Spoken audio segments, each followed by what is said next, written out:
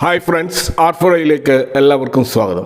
ഇന്ന് നിഫ്റ്റി ഒരു ഫ്ലാറ്റ് ആയിട്ടുള്ള ക്ലോസിംഗ് ആണ് നൽകിയതെങ്കിലും മാർക്കറ്റിൻ്റെ യഥാർത്ഥത്തിലുള്ള പിക്ചർ അങ്ങനെയല്ല. കാരണം അവിടെ 61% സ്റ്റോക്കുകൾ ഇന്ന് മൊത്തത്തിൽ മാർക്കറ്റിൽ അഡ്വാൻസ് ചെയ്തപ്പോൾ 34% സ്റ്റോക്കുകൾ മാത്രമാണ് ഡിക്ലൈൻ ചെയ്തത്. നിഫ്റ്റി 50 മാറ്റി നിർത്തിക്കൊണ്ട് മറ്റ് ഇൻഡെക്സുകൾ പരിശോധിച്ചാൽ നിഫ്റ്റി സ്മോൾ ക്യാപ്പ് ആയാലും മിഡ് ക്യാപ്പ് ആയാലും മൈക്രോ ക്യാപ്പ് ആയാലും അവിടെയൊക്കെ 1% കൂടുതലുള്ള വമ്പിച്ച മുന്നേറ്റം നമുക്ക് കാണാൻ കഴിയും. ഇപ്പോൾ നിഫ്റ്റിയിൽ നിന്നൊരു ഗ്യാപ്പ് അപ്പ് ഓപ്പണിങ്ങിലൂടെ ആ ഒരു നിർണായക ലെവലായിട്ടുള്ള 24,350 ക്രോസ് ചെയ്തിട്ടാണ് ഓപ്പൺ ചെയ്തത്. ഒരു ഘട്ടത്തിൽ 24,482 എന്നുള്ള ഹൈ വരെ ക്രിയേറ്റ് ചെയ്തിരുന്നു. പക്ഷേ ഒടുവിൽ ആ ഒരു 24,326 ക്ലോസിംഗ് നടത്തിയിരിക്കുന്നത്. അപ്പോൾ നമുക്കറിയാം, കഴിഞ്ഞ ദിവസത്തെ ആ ഒരു വൻ കുതിപ്പിന് ശേഷം 24,300-350 മേഖലയിൽ ശക്തമായ ഒരു പ്രതിരോധം നിഫ്റ്റിക്ക് നേരിടേണ്ടി വന്നിരുന്നു.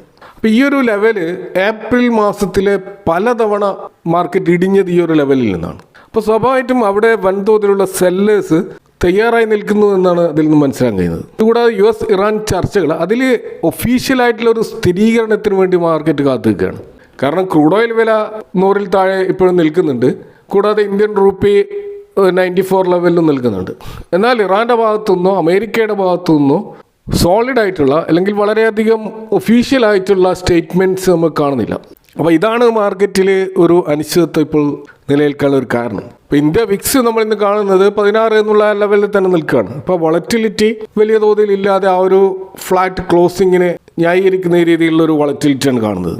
അതുപോലെ ഫ്യൂച്ചർ ആൻഡ് ഓപ്ഷൻ മാർക്കറ്റിലുള്ള ഓപ്ഷൻ ചെയിൻ സൂചിപ്പിക്കുന്നത് മാർക്കറ്റ് ഒരു റേഞ്ച് ബോണ്ടായിട്ട് നീങ്ങാനുള്ള ഒരു സാധ്യതയാണ്. കാരണം അവിടെ 24,350, 24,400 എന്നീ സ്ട്രൈക്ക് പ്രൈസുകളിൽ വൻതോതിലുള്ള കോൾ റേറ്റിംഗ് നടന്നിട്ടുണ്ട്. അതായത് മാർക്കറ്റ് ഈ ഒരു ലെവൽ കടന്നു പോകില്ലെന്ന് ട്രേഡേഴ്സ് ചിന്തിക്കുകയാണ്. ഇനി പുട്ട് സൈഡിലേക്ക് വന്നാൽ 24,200, 24,100 എന്നീ ലെവലുകളിൽ നല്ല തോതിലുള്ള പുട്ട് റേറ്റിംഗ് നടന്നിട്ടുണ്ട്. അപ്പോൾ അതുകൊണ്ട് തന്നെ വലിയ തകർച്ചയും ആരും പ്രതീക്ഷിക്കുന്നില്ല. ആ പുട്ട് കോൾ റേഷ്യോ സൂചിപ്പിക്കുന്ന ഒരു ന്യൂട്രൽ ആയിട്ടുള്ള ഒരു അവസ്ഥയാണ്. അതായത് ബുൾസ് ആൻഡ് ബിയേഴ്സും തമ്മിലുള്ള അതിശക്തമായിട്ടുള്ള ഒരു പോരാട്ടമാണ് നടന്നുകൊണ്ടിരിക്കുന്നത്. RSI ഒരു 55-ന് മുകളിൽ നിൽക്കുകയാണ്. അപ്പോൾ അവിടെ തീർച്ചയായിട്ടും ഒരു ബുള്ളിഷ് മൂവിന് മാർക്കറ്റ് തയ്യാറായി നിൽക്കുകയാണ്. പക്ഷെ ഒരു കൺഫർമേഷന് വേണ്ടിയിട്ട് കാത്തു നിൽക്കുകയാണ്. ഇപ്പോൾ 24,350 ബ്രേക്ക് ചെയ്തിട്ട് ഒരു ക്ലോസിംഗ് നൽകിയാൽ മാത്രമേ നല്ലൊരു മുന്നേറ്റം പ്രതീക്ഷിക്കാൻ കഴിയുള്ളൂ. അതുപോലെ ഇന്ന് നമ്മൾ കണ്ടത് ഒരു സെക്ടർ റൊട്ടേഷനാണ്. കാരണം നിഫ്റ്റി IT, നിഫ്റ്റി FMCG സ്റ്റോക്കുകളിൽ നിന്നൊക്കെ ഒരു പ്രോഫിറ്റ് ബുക്കിംഗ് നടന്നതായിട്ട് കാണാം. അതിനുശേഷം കൂടുതൽ ഗ്രോത്ത് സാധ്യതയുള്ള ഓട്ടോ, മെറ്റൽ സ്റ്റോക്കുകളിലേക്ക് കൂടുതൽ ബൈങ് നടന്നതായിട്ടും കാണാം. നിഫ്റ്റി ഓട്ടോ ഇൻഡെക്സ് ആണ് ഇന്ന് ഏറ്റവും നന്നായിട്ട് പെർഫോം ചെയ്തിട്ടുള്ളത്. അപ്പോൾ അവിടെ പലവിധത്തിലുള്ള പോസിറ്റീവ് ന്യൂസുകളും ഓട്ടോ സെക്ടറിൽ നമുക്ക് കാണാൻ കഴിയും. ഇപ്പോൾ ബജാജ് ഓട്ടോയുടെ റിസൾട്ട് വളരെ സ്ട്രോങ് ആയിട്ട് വന്നിരുന്നു. കൂടാതെ അവരൊരു ബൈബാക്കും കൂടി പ്രഖ്യാപിച്ചിരുന്നു. കൂടാതെ ക്രൂഡ് ഓയിൽ പ്രൈസ് കുറയുന്നത് ഓട്ടോ സെക്ടറിലുള്ള വെഹിക്കിൾ വിൽപ്പന അതിനെ സഹായിക്കുമെന്ന് ഉള്ള പ്രതീക്ഷ ഇൻവെസ്റ്റേഴ്സിനുണ്ട്. കൂടാതെ ടയർ മേഖലയിലും ഓട്ടോ ആൻസിലറി എക്യുപ്മെൻറ്റ്സ് നിർമ്മിക്കുന്ന കമ്പനികളെ സംബന്ധിച്ചിടത്തോളം അവരുടെ റോ മെറ്റീരിയൽ കോസ്റ്റുകളുടെ ഇൻപുട്ട് കുറയാനുള്ള സാധ്യതയും കാണുന്നുണ്ട്. കാരണം ഷിപ്പിംഗ് മേഖലയിൽ ഉണ്ടായിട്ടുള്ള ഒരു അനിശ്ചിതത്വം കാരണം അവിടെ ഒരു സപ്ലൈ ചെയിൻ ഡിസ്റപ്ഷൻ ഉണ്ടായിട്ടുണ്ട്. അപ്പോൾ അതൊക്കെ ഈ ക്രൂഡ് ഓയിൽ വില സ്മൂത്ത് ആകുന്നതോടുകൂടി എല്ലാ കാര്യങ്ങളും നോർമൽ ആകുമെന്നുള്ള ഒരു പ്രതീക്ഷയും മുന്നേറ്റത്തിന് കാരണമായിട്ടുണ്ട്. കൂടാതെ മഹീന്ദ്രയുടെ തകർപ്പ് റിസൾട്ടാണ് വന്നിരുന്നത്. അപ്പോൾ ഇന്ന് നിഫ്റ്റി 50 സ്റ്റോക്കുകളിൽ ഏറ്റവും നന്നായിട്ട് മുന്നേറിയിട്ടുള്ളത് മഹീന്ദ്രയും ബജാജ് ഓട്ടോയും ഒക്കെയാണ്. അപ്പോൾ ബജാജ് ഓട്ടോയെ സംബന്ധിച്ചിടത്തോളം അവരുടെ Q4 സ്റ്റാൻഡ് അലോൺ ബേസിൽ നമ്മൾ നോക്കുകയാണെങ്കിൽ 34% വർധനമാണ് നെറ്റ് പ്രോഫിറ്റിൽ കാണുന്നത്. അതുപോലെ റവന്യൂവിലും 32% വർധനം ഉണ്ടായിട്ടുണ്ട്. അപ്പോൾ അവരുടെ പൾസർ, ഡോമിനർ പോലെയുള്ള ബൈക്കുകളും അതുപോലെ അവരുടെ 3 വീലേഴ്സും മികച്ച വിൽപ്പനയാണ് നടത്തിയിട്ടുള്ളത്. കൂടാതെ ഏകദേശം 13 ലക്ഷം വാഹനങ്ങൾ ഇവർ കഴിഞ്ഞ ക്വാർട്ടറിൽ വിറ്റഴിച്ചിട്ടുണ്ട്. ഇവർ 150 രൂപയുടെ ഒരു ഡിവിഡൻഡ് അനൗൺസ് ചെയ്തെന്ന് മാത്രമല്ല ഒരു ബൈബാക്കും കൂടി അനൗൺസ് ചെയ്തിട്ടുണ്ട്. 5,633 കോടിയുടെ ഒരു ബൈബാക്കാണ് ഇവർ അനൗൺസ് ചെയ്തിരിക്കുന്നത്. അപ്പോൾ ഒരു ഷെയർ 12,000 രൂപ എന്ന റേറ്റിലാണ് ഇവർ വാങ്ങാൻ ഉദ്ദേശിക്കുന്നത്. അതായത് നിലവിലുള്ള റേറ്റ് 10,300, 10,600 എന്ന ലെവലിലാണ്. ആ ലെവലിൽ നിന്നും പ്രീമിയം ആയിട്ടുള്ള ഒരു അട്രാക്റ്റീവ് പ്രൈസ് നൽകിക്കൊണ്ടാണ് ഇവർ ഇൻവെസ്റ്റേഴ്സിൽ നിന്നും അവരുടെ ഷെയർ തിരിച്ചു വാങ്ങാൻ ഉദ്ദേശിക്കുന്നത്. അപ്പോൾ സ്വാഭാവികമായിട്ടും കമ്പനി അത്രമാത്രം കോൺഫിഡൻസ് അവരുടെ ബിസിനസ്സിൽ വെച്ച് പുലർത്തുന്നുണ്ടെന്നാണ് ഈ ഒരു ബൈബാക്ക് നൽകുന്ന സൂചന. അപ്പോൾ നിലവിൽ മാർക്കറ്റിലുള്ള ഇതിൻ്റെ വില അവരുടെ ഒറിജിനൽ മൂല്യത്തെക്കാൾ താഴെയാണെന്നുള്ള ഒരു വിശ്വാസമാണ് മാനേജ്മെൻറ്റിന് ഈ രീതിയിലുള്ള ഒരു ബൈബാക്കിന് പ്രേരിപ്പിക്കുന്നത്. അപ്പോൾ അതുകൊണ്ട് തന്നെ അത് ഈ സ്റ്റോക്കിൽ ഒരു പോസിറ്റീവ് സെൻറ്റിമെൻറ്റ്സ് ഇപ്പോൾ സൃഷ്ടിച്ചിട്ടുണ്ട്. അതിൻ്റെ അടിസ്ഥാനത്തിലുള്ള ഒരു മൂവ് നമുക്ക് ഇന്ന് സ്റ്റോക്കിൽ കാണാൻ കഴിയും. അതുപോലെ റിസൾട്ട് വന്നിട്ടുള്ള മറ്റൊരു സ്റ്റോക്ക് സൗത്ത് ഇന്ത്യൻ ബാങ്കാണ്. ഇവരുടെ Q4 നെറ്റ് പ്രോഫിറ്റിൽ റെക്കോർഡ് വർധനവ് ഉണ്ടായിട്ടുണ്ട്. ഏകദേശം 11% ഒരു വളർച്ചയാണ് കഴിഞ്ഞ ഫൈനാൻഷ്യൽ ഇയറിൽ ഇവരുടെ നെറ്റ് പ്രോഫിറ്റിൽ ഉണ്ടായിട്ടുള്ളത്. അതുപോലെ Q4 ഇതേ ക്വാർട്ടറിൽ അവർ രേഖപ്പെടുത്തിയ നെറ്റ് പ്രോഫിറ്റുമായിട്ട് കമ്പയർ ചെയ്യുമ്പോൾ ഏകദേശം 19% വർധനവ് ഉണ്ടായിട്ടുണ്ട്. 407 കോടി രൂപയായിട്ടാണ് അത് ഉയർന്നിട്ടുള്ളത്. ഇതുകൂടാതെ ബാങ്കിൻ്റെ ഗ്രോസ് NPA അത് 3.2 നിന്ന് 1.43 ആയിട്ട് കുറഞ്ഞിരുന്നു. അതുപോലെ നെറ്റ് NPA 0.92 നിന്ന് 0.29 ആയിട്ടും കുറഞ്ഞിട്ടുണ്ട്. അപ്പോൾ ആ ബാങ്കിൻ്റെ അസറ്റ് ക്വാളിറ്റി ശക്തമായിട്ട് വർദ്ധിച്ചു വരുന്നുണ്ട് എന്നാണ് ഇത് സൂചിപ്പിക്കുന്നത്. അപ്പോൾ മൊത്തത്തിലൊരു ബിസിനസ് ഗ്രോത്ത് 2,23,620 എന്ന ലെവലിലുള്ള ഒരു ഫിഗറാണ് കാണുന്നത്. അത് ഈ ബാങ്കിനെ സംബന്ധിച്ചിടത്തോളം അവരുടെ എക്കാലത്തും ഉയർന്ന ഒരു നിലയാണ്. ഇപ്പോൾ റീറ്റെയിൽ സെഗ്മെൻറ്റിലും NRI നിക്ഷേപത്തിലും വളർച്ചയുണ്ട്. കൂടാതെ ലോൺ അഡ്വാൻസുകൾ 14% വർദ്ധിച്ചിട്ടുണ്ട്. അതുപോലെ ഗോൾഡ് ലോണിലും 45% വർധനവുണ്ടായിട്ടുണ്ട്. നെറ്റ് ഇൻട്രസ്റ്റ് ഇൻകത്തിൽ 5% ഇയർ ഓൺ ഇയർ വർധനവും നെറ്റ് ഇൻട്രസ്റ്റ് മാർജിൻ 2.95 ആണ്. പക്ഷേ ഇത്തരത്തിലുള്ള നല്ലൊരു റിസൾട്ട് വന്നിട്ട് കൂടി സൗത്ത് ഇന്ത്യൻ ബാങ്കിൽ ഒരു പ്രോഫിറ്റ് ബുക്കിംഗ് ആണ് നമ്മൾ കാണുന്നത്. അപ്പോൾ ഇതിൻ്റെ ഒരു കാരണം നമുക്കറിയാം സെൽ ഓൺ ന്യൂസ് എന്നുള്ളൊരു പ്രവണത എപ്പോഴും മാർക്കറ്റിലുണ്ട്. അപ്പോൾ സൗത്ത് ഇന്ത്യൻ ബാങ്ക് നല്ല റിസൾട്ട് വരുമെന്നുള്ള പ്രതീക്ഷയോടുകൂടി സ്വാഭാവികമായിട്ട് ഇൻവെസ്റ്റേഴ്സ് നല്ല തോതിലുള്ള ബൈങ് മുമ്പേ തന്നെ നടത്തിയിട്ടുണ്ടാകും. അവരൊക്കെ ഈ ഒരു ലെവലിൽ സ്വാഭാവികമായിട്ടൊരു പ്രോഫിറ്റ് ബുക്കിംഗ് നടത്തും.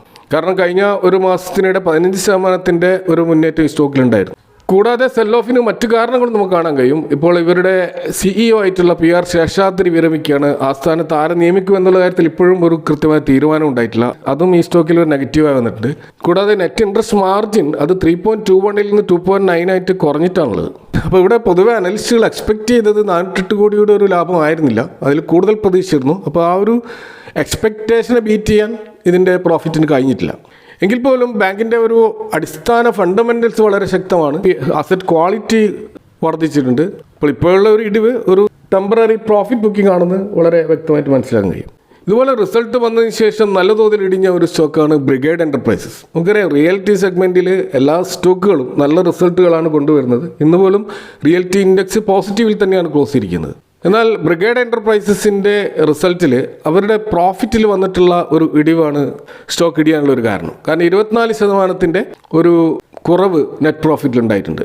എന്നാൽ മൊത്തം ഫൈനാൻഷ്യൽ ഇയർ നോക്കുകയാണെങ്കിൽ ഇവരുടെ പ്രോഫിറ്റ് 725 കോടിയായിട്ട് ഉയർന്നിട്ടുണ്ട്. കാരണം കഴിഞ്ഞ വർഷം അത് 680 കോടിയായിരുന്നു. അതുപോലെ തന്നെ വരുമാനവും 11% വർദ്ധിച്ചിട്ടുണ്ട്. റിയൽ എസ്റ്റേറ്റ് ബുക്കിങ്ങിൻ്റെ കാര്യത്തിലായാലും ഏറ്റവും മികച്ച പ്രകടനമാണ് കമ്പനി കാഴ്ചവെച്ചിട്ടുള്ളത്. Q4 മാത്രം 2,521 കോടിയുടെ ഒരു പ്രീ സെയിൽസ് നടന്നതായിട്ടാണ് റിപ്പോർട്ടുകൾ കാണുന്നത്. അപ്പോൾ റിസൾട്ടിനോടനുബന്ധിച്ച് ബ്രിഗേഡ് എൻ്റർപ്രൈസസ് അവരൊരു ബോണസ് പ്രഖ്യാപിച്ചിട്ടുണ്ട്. 1:3 എന്നുള്ള ഒരു റേഷ്യോയിലാണ് ബോണസ് പ്രഖ്യാപിച്ചിരിക്കുന്നത്. അതായത് നമ്മുടെ കയ്യിൽ 3 ബ്രിഗേഡ് എൻ്റർപ്രൈസസ് സ്റ്റോക്ക് ഉണ്ടെങ്കിൽ ഒരു സ്റ്റോക്ക് നമുക്ക് ഫ്രീ ആയിട്ട് ലഭിക്കും. അപ്പോൾ ഇതിൻ്റെ ഒരു റെക്കോർഡ് ഡേറ്റ് ഒക്കെ പിന്നീട് കമ്പനി അറിയിക്കുന്നതായിരിക്കും. ഇതുകൂടാതെ കമ്പനി അവരുടെ ഓതറൈസ്ഡ് ഷെയർ ക്യാപിറ്റൽ 250 കോടിയിൽ നിന്ന് 400 കോടിയായിട്ട് ഉയർത്താൻ തീരുമാനിച്ചിട്ടുണ്ട്. അപ്പോൾ അവരുടെ ഒരു ഭാവിയിലെ വികസന പ്രവർത്തനങ്ങൾക്ക് കൂടുതലായിട്ടുള്ള ശ്രമങ്ങൾ നടത്തുന്നുണ്ട് എന്നാണ് ഇതിൽ നിന്ന് മനസ്സിലാക്കാൻ കഴിയുന്നത്. എന്നാൽ ഇവരുടെ ഒരു നെറ്റ് പ്രോഫിറ്റിൽ ഉണ്ടായിട്ടുള്ള ഇടിവിൻ്റെ കാരണങ്ങളായിട്ട് പറയുന്നത് ഈ കൺസ്ട്രക്ഷൻ എക്യുപ്മെൻറ്റിൽ ഉണ്ടായിട്ടുള്ള വിലക്കയറ്റവും അതുപോലെ ഇവരുടെ ഓപ്പറേറ്റിംഗ് ചെലവുകൾ വർദ്ധിച്ചതുമാണ് അവരുടെ മാർജിനെ ബാധിച്ചത്. അപ്പോൾ ഓപ്പറേറ്റിംഗ് മാർജിൻ 28.5 നിന്നും 25% ആയിട്ടാണ് കുറഞ്ഞിട്ടുള്ളത്. കൂടാതെ കമ്പനിയുടെ കടബാധ്യതകൾ തിരിച്ചടക്കുന്നതിനുള്ള ആ ഒരു ഇൻട്രസ്റ്റ് കോസ്റ്റ് അതും വർദ്ധിച്ചിരുന്നു. അതുപോലെ തന്നെ ഇവരുടെ ചില പ്രത്യേക പ്രൊജക്റ്റുകളുടെ കംപ്ലീഷനുമായി ബന്ധപ്പെട്ട് നടന്നിട്ടുള്ള ഫൈനാൻഷ്യൽ അഡ്ജസ്റ്റ്മെൻറ്റ്സും പ്രോഫിറ്റ് കുറയാൻ കാരണമായിട്ടുണ്ട്. എങ്കിൽ പോലും ഫ്യൂച്ചർ ഗൈഡൻസ് പോസിറ്റീവാണ്. അതുകൊണ്ടാണ് അവർ കൂടുതലായിട്ട് ബോണസ് നൽകിക്കൊണ്ട് ഇൻവെസ്റ്റേഴ്സിനെ കൂടെ നിർത്താൻ ഇപ്പോൾ ശ്രമിക്കുന്നത്. അതുപോലെ ഇന്ന് അപ്പർ സർക്യൂട്ടിൽ പോയിട്ടുള്ള ഒരു സ്റ്റോക്കാണ് ഗോദ്രേജ് ഇൻഡസ്ട്രീസ്. അതിന് 20% ഉയർന്നിട്ട് വമ്പിച്ച വോളിയത്തോടെ 20% എന്ന ലെവലിലേക്ക് ഉയർന്നതായിട്ട് കാണാം. അപ്പോൾ ഇവിടെ കമ്പനിയുടെ മാനേജ്മെൻറ്റ് അവരുടെ ബ്രാൻഡ് ഐഡൻറ്റിറ്റിയുടെ ചില ലക്ഷ്യങ്ങളൊക്കെ ഇന്ന് പ്രഖ്യാപിച്ചിരുന്നു. 5 ലക്ഷം കോടിയുടെ ഒരു വമ്പിച്ച ഒരു ടേൺ ഓവറാണ് അവർ 2031 ലക്ഷ്യമിടുന്നത്. അപ്പോൾ ആ ഒരു പ്രഖ്യാപനം ഇൻവെസ്റ്റേഴ്സിൻ്റെ ഇടയിൽ ഒരു ആവേശം ഉണ്ടാക്കിയിട്ടുണ്ട്. ഇതുകൂടാതെ ഇവരുടെ കുടുംബ സ്വത്ത് വിഭജനവുമായി ബന്ധപ്പെട്ടിട്ടുള്ള ഒരു തീരുമാനം ഉണ്ടായിട്ടുണ്ട്. ഗോദ്രേജ് ഗ്രൂപ്പിലെ 2 വിഭാഗങ്ങൾ, അതായത് ആദി നാദിർ ഗോദ്രേജ് വിഭാഗവും ജംഷീദ് സ്മിത ഗോദ്രേജ് വിഭാഗവും അവർ തമ്മിലുള്ള ഒരു family settlement competition commission of India അംഗീകാരം കൊടുത്തിട്ടുണ്ട് എന്നുള്ളതും ഈ സ്റ്റോക്കിൽ ഇപ്പോൾ പോസിറ്റീവായി വന്നിട്ടുണ്ട്.